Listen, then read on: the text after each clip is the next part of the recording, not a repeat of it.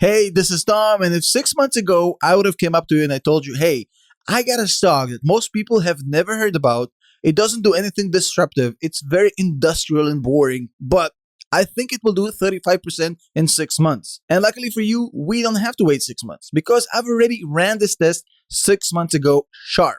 On January 7th, I posted a notice on our Patreon group and in our channel member section. And I told you, this stock is going to go ballistic. I was speaking, of course, about a company called MaxLinear, MXL, a company most of you have never heard about. 3.7 billion in valuation, a company that pretty much does broadband, 5G, 4G, home connectivity, basically infrastructure, industry, home, stuff that nobody really gets excited about. And I told you, this $36 stock is going to $45, basically giving it a huge upside. And I told you that this is going to happen below everyone's radar.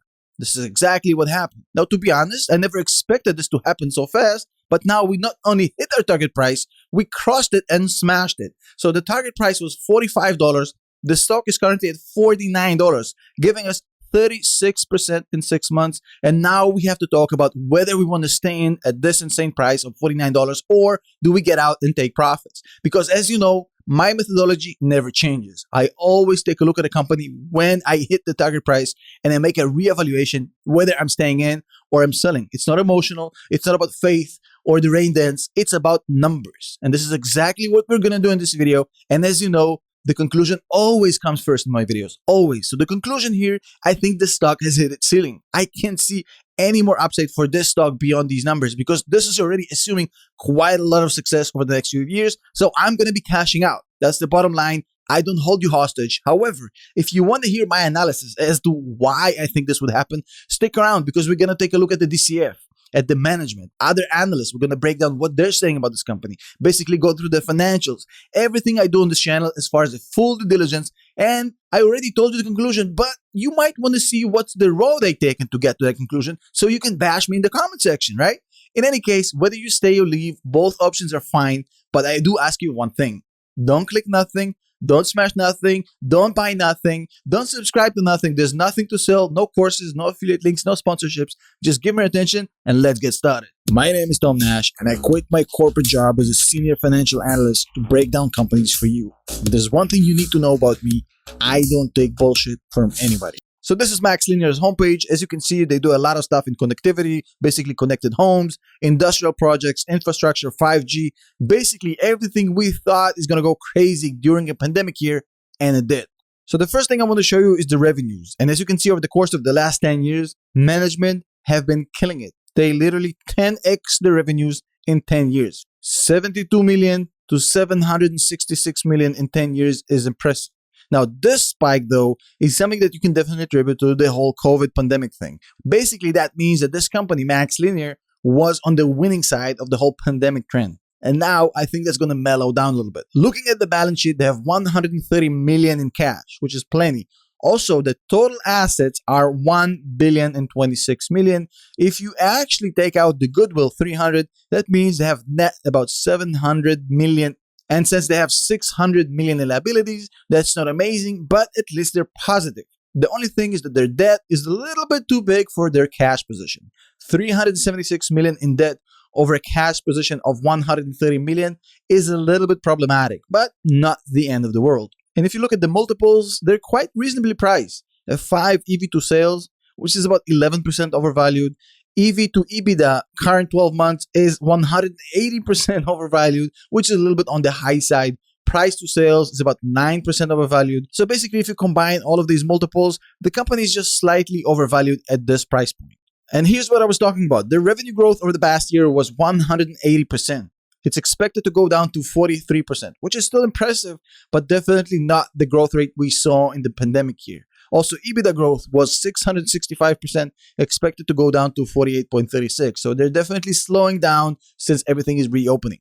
And here's where the big problem is. Their margins is not something to write home about. 53%, which is the gross profit. Not amazing, but you have to remember they're not a SaaS company. They're actually making physical goods. Problem is their EBITDA is 11.8%, which is quite low, and their net income negative. Even in this year where they exploded out of the stratosphere, 7.4% negative. That's not good. So first of all, this is the Patreon post I was talking about, January 7th, 2021. I told you, Patreon's exclusive, 3 billion company going 25% undervalued. I was talking about MaxLinear. The price was $36 and my target was 45. However, we've already passed that. We're at almost $50 and now we got to talk about whether the price is right for us to sell or we're sticking with MaxLinear. And this is a chart I mentioned in the beginning of the video where you can see every single stock I talk about. This is MaxLinear. You can see right here, January 7th, the price that I targeted and the current price. As you can see, we did 36%. It's already 8% overvalued according to my original price. And after this video, we are either going to set a new price or leave and get out. Now, this file is available to download for every single Patreon or channel member. It has the good stock, the bad stock. I don't get every single thing right. Of course, I do my own mistakes. You can audit me every single minute if you join the Patreon or the channel membership, and you can access this file anytime. It's on Google Drive. Let's move on. So the first thing I like to look at a company is what's going on with the management. Now, this dude is impressive. Kishore was actually the founder of the company almost 2 decades ago. As you can see right here, he founded the company in 2003. He's still the CEO 18 years later. And that is the kind of thing I want to see. A dedicated founder CEO who's been doing it for 20 years and is still with the company.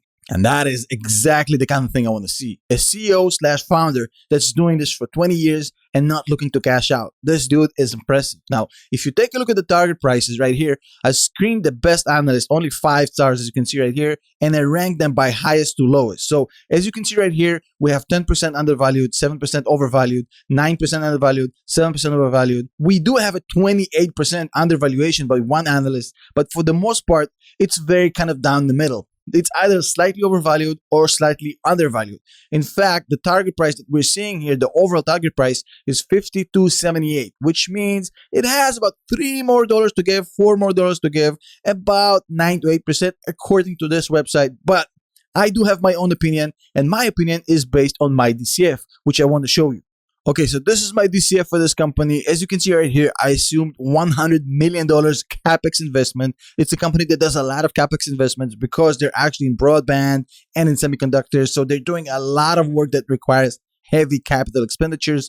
$100 million over the course of the next 5 years is reasonable. We have 30% growth assumed here, not conservative.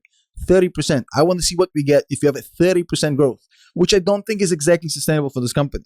Also, 10% discount rate, 4% perpetual rate, and 17, which is the EBITDA multiple. And this is what we have. $38.7 for the perpetual approach, $51.2 for the EBITDA approach, and that gives us a blended rate of $45, which is slightly overvalued based on the current price. Basically, my price did not change, even though I assumed heavy growth for this company, 30% per year over the course of 5 years.